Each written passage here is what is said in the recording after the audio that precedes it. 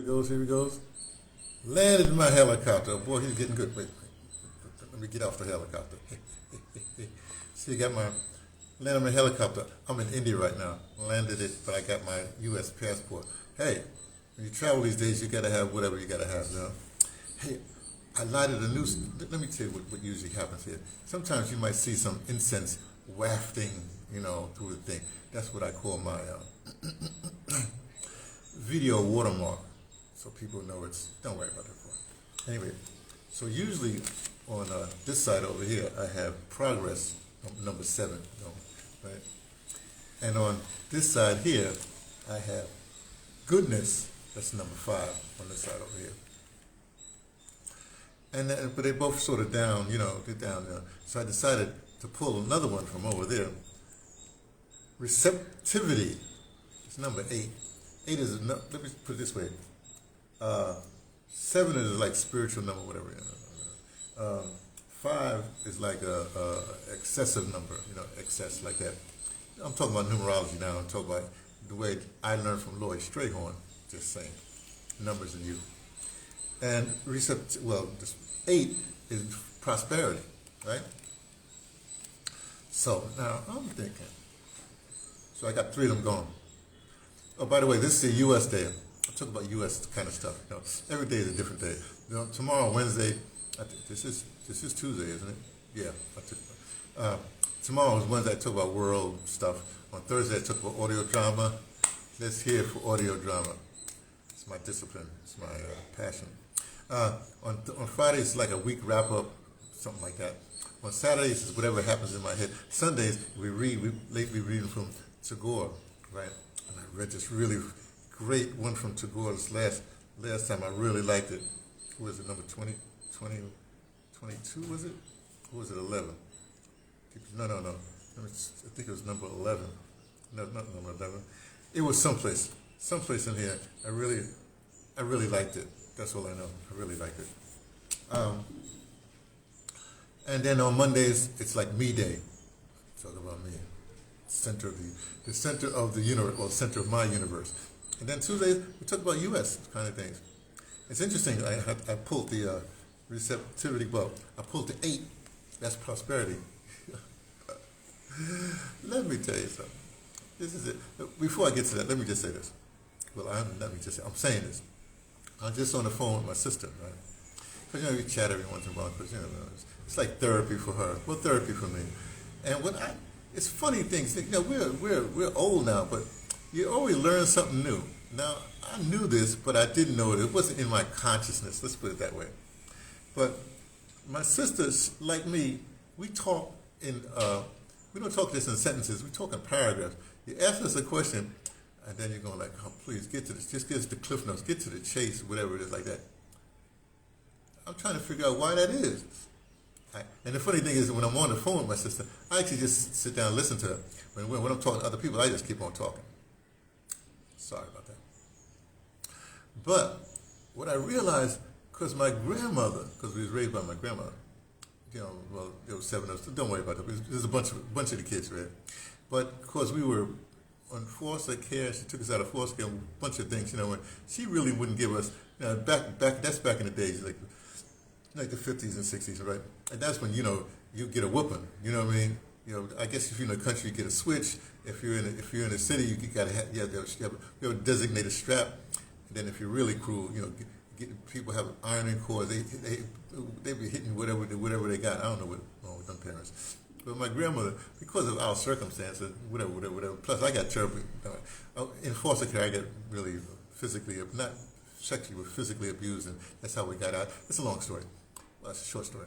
But so she said, "Get me the strap," right? Oh gosh, no, you know. So, and you know, you couldn't like fake it because the strap was always in one place. It was like in this cupboard like that. We also hid the phone because when I was growing up, if you was on welfare, you couldn't have a phone, so we like hide the phone in a thing or whatever. So you get the strap. Now here's the problem. It would be all right if we got the strap and you got whacked a couple of times. That would be all right. The problem is my grandmother would give you a lecture. In fact, forget the strap. See, and blah blah blah blah blah blah blah blah blah blah blah blah blah blah blah blah blah. And at some particular point, you would go like, sometimes my wife would, like, please, just like Stevie Wonder's doing, just beat me. I don't, just give me a whooping. Whatever I did wrong, I repent. I'll never do it again. If you just stop. And she would, she's a yeller, you know. So meanwhile, the neighborhood, well, we was in the project, I guess anybody could hear it, would think that we were in there being killed. But we were being, I'm sorry, it's pretty funny to me. Anyway, back to the point. So here I am, and there's this thing that Donald, the Donald has this, he's a businessman. The Donald has this scheme now. It's got to be called a scheme. Well, it's a scheme.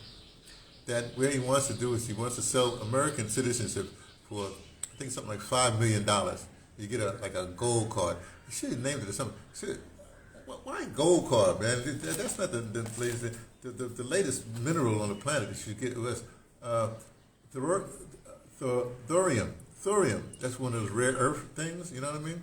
Thorium is going to be more valuable than platinum and gold and oil and all the rest of that stuff. So, but you know how these people they recycle the stuff, especially if you're of the ilk of the Donald. You know what I mean? I'm not going to say. Yeah, I'm going to say it. But Euros. European descended people, right? They don't have an original thought in their head. They keep on recycling it. Just like this whole thing about America, people don't realize it. America is now a corporation. Well, it's been a corporation for a while, right? A corporation that's basically enforced by mercenaries. Yes, the army is basically poorly paid mercenaries, and now they got the whole other thing, mercenaries. But what's the first corporation? The Catholic Church. The first, and it costs you little to be a part of it. You know, you just you put your little ducats in and thing, and it's worldwide. And they have their own private army, but then anybody they can call on any armies to come and help you. Catholic Church. Just saying. So the Donald is just doing things that's always been done. He wants to make American citizenship. Here's my problem though. This guy, what's his Zach? I think Zach is an African guy that does the podcast, not podcast, doing like I'm doing, like riffing at you, right? And he's bringing up this $5 million scheme, you get your citizenship, whatever have you. And then he goes to the Bolson guy, the Bolson, the Muslim that you remind you of Malcolm X, right? And the Muslims, he's talking about, yeah, well, why not? Well, he says and then he gets this whole thing and said, well, basically, well, he says African Americans. African Americans could take that deal, then they would be rich and they can go be And meanwhile, the Zach guy is saying almost like the same thing. He's saying like, yeah, blah blah blah blah blah.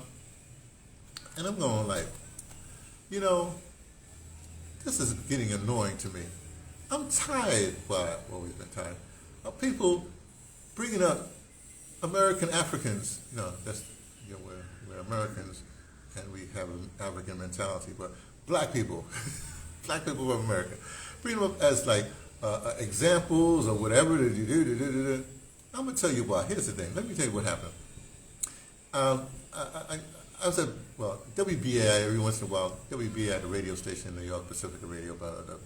I spent from 1982 to 1996. I still have affiliations there because I actually have a title. I'm Arts Director Emeritus for WBAI Radio New York. We have a new management. I wonder if they know that. I have to go, when I go up there, I got to remind them, hey, I'm Arts Director Emeritus. Good title. Anyway, one time we had, and you always have these kind of workshops that came up. One time we had this workshop. I forget when it was. It must have been in there. It must have been the late 80s, sometime in there. And with the workshop is the morning we dealt with black issues. In the afternoon we dealt with women, gender issues. Well, I guess it wasn't gender at the time. It was women issues and what else it was? I don't know, two other issues, right? So in the morning, that whole thing with black, blah, blah, blah. Let me go back and say one thing. The cat guy, the Euro guy, the white guy that ran the workshop, because bringing people from the outside. It was for the whole station. Actually, the whole station was there. The whole station, a lot of people in the station was there. Well, this guy said something very interesting. I don't know if he said it to the group. I just remember him saying that. Because he was consulting all over for community radios all over the United States, right, of North America.